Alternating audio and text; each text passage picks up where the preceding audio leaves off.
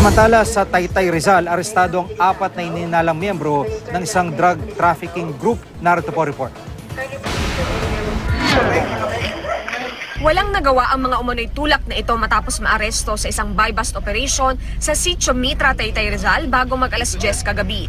Ang mga naaresto, mga miyembro raw ng Exano Drug Trafficking Group na nasa likod ng operasyon ng ilegal na droga sa ilang bahagi ng Eastern Metro Manila. Kabilang sa naaresto si Melvin Exano na leader ng grupo at ang asawa niyang si Mary Ann.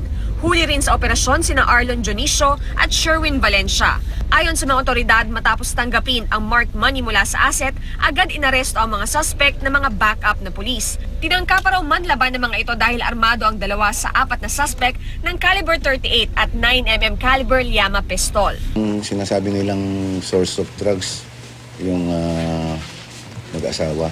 Yung follow-up nung huli namin kahapon, based sa revelation nila, yung source nila ng illegal drugs ay nanggagaling ng Taytay.